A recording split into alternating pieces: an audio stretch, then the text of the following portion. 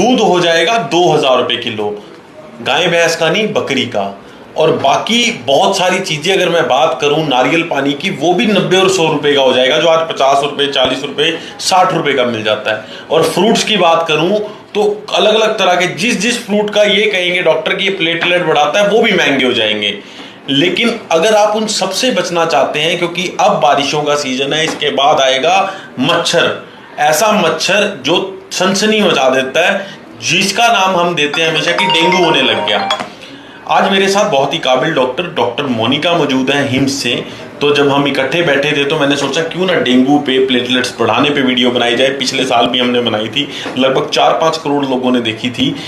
Ma'am एक चीज़ बताइए, ये प्लेटलेट बढ़ाने की दौड़ शुरू होने वाली है, और उस दौड़ शुरू होने से पहले एक चीज़ बता दीजिए कि कैसे हम पहले ही डेंगू से बच सकते हैं। अगर डेंगू हो गया तो क्या कर सकते हैं, और ये क्या बीमारी है डेंगू?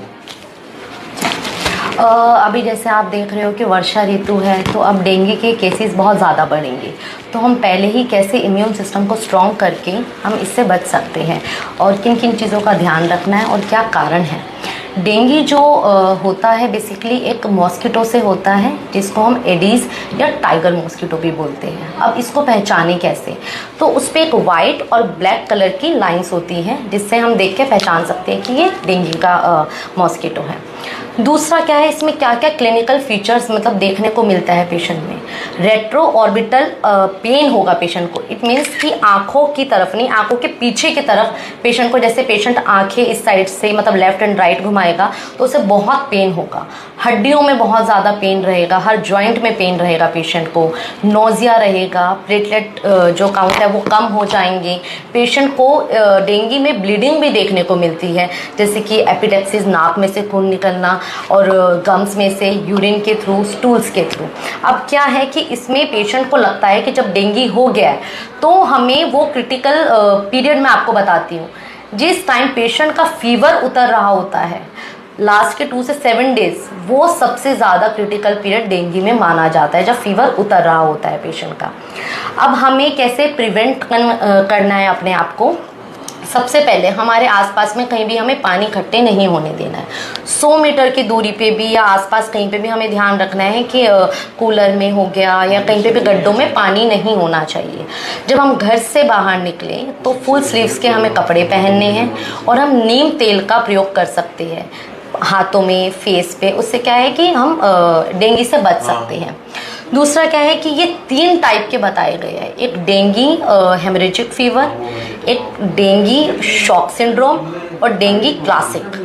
इसमें क्या होता है कि डेंगू हेमरेजिक फीवर में बेसिकली प्लेटलेट काउंट डाउन चले जाते हैं, जिसे हम थ्रोम्बोसाइटोपेनिया बोलते हैं। थ्रोम्बोसाइटोपेनिया में क्या बेसिकली होगा कि पेशेंट की बॉडी से ब्लीडिंग होने लगेगी। हमारे जितने भी पाथ, जैसे यूरिन से हो सकती है, स्टूल से हो सकती है। अब डेंगू क्लासिक फीवर में हमें वो नॉर्मल फीवर होता है, उसको पेशेंट हैंडल कर सकता है। अब शॉक सिंड्रोम जब आ जाता है तो पेशेंट शॉक में चला जाता है, कन्फ्यूजन होने लगती है पेशेंट को, तो वो तो बहुत क्रिटिकल स्टेज आ जाती है पेशेंट की। अब इसमें हमें क्या नहीं करना है, सबसे पहले पेशेंट को स्टेरॉइड्स नहीं लेने।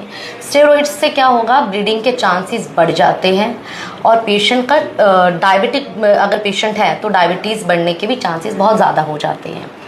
अब हमें किस तरीके से डेंगू अगर किसी को हो गया है तो प्लेटलेट काउंट किस तरीके से बढ़ाई जाए।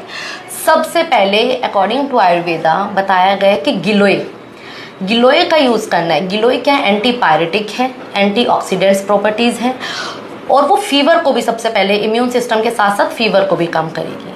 उसके साथ हमें पपीते का रस, पपीता जो होता है उसका जो पत्ते का रस होता है, बेसिकली वो हमारे बोन मैरो को एक्टिवेट करता है, जिससे हमारे प्लेटलेट काउंट का प्रोडक्शन बढ़ जाता है, तो हम उसका भी इस्तेमाल कर सकते हैं। साथ में आंवला रस का भी इस्तेमाल कर सकते हैं। इनको तीनों को 3-3 चम्मच लेके दिन में 3 से 4 बार सेवन कर सकते हैं। अगर कोई पेशेंट इसका जूस नहीं निकलवा पा रहा है या निकाल नहीं पा रहा है कि ऑफिस में जाना है, थोड़ा लेट हो रहा है, तो इनको क्या करना है, थोड़ा सा गिलोय, थोड़ा सा पपीते के पत्ते का पाउडर और थोड़ा सा आंवला पाउडर, इन तीनों को 50-50 ग्राम मिला के 1-1 चम्मच दिन में 2 से 3 बार पेशेंट ले सकता है। इसमें जो फ्रूट्स की बात की जाए तो कीवी बहुत ज़्यादा हेल्प करती है पेशेंट्स में। तो हमें थोड़ा सा क्या करना है, व्हीट ग्रास जूस जो बताया गया है, घर में गेहूं का वीट का पौधा लगा लीजिए तो उसके 6 चम्मच उसका रस, कीवी जो फ्रूट है उसका रस प्लस आंवले का रस 6 चम्मच, तीनों को सम मात्रा में मिला के दिन में 3 बार इसका सेवन किया जा सकता है। अब इसके अंदर अनार जूस का बहुत ज़्यादा, क्योंकि डायबिटिक है तो यूरिन जितना निकलेगा पेशेंट का और जितना वाटर इनटेक करेगा पेशेंट उतना ज़्यादा अच्छा रहेगा। अब इसके अंदर बताया गया है एलोवेरा जूस का यूज़। एलोवेरा जूस का यूज़ इसलिए बताया गया है क्योंकि कहीं ना कहीं जब डेंगू पेशेंट में आता है तो हमारी जो बॉडी की कैपिलरीज है वो भी ब्रेक डाउन होती है, तो हाथों में कहीं नीले थक्के या रैश देखने को मिलते हैं पेशेंट को। तो क्या होता है, बेसिकली ये ब्लड सेल मेम्ब्रेन को रिपेयर करने में हेल्प करती है और टिश्यूज़ को एक्चुअली रिपेयर करने में हेल्प करती है, तो हम इनका इस्तेमाल कर सकते हैं अपनी डाइट में।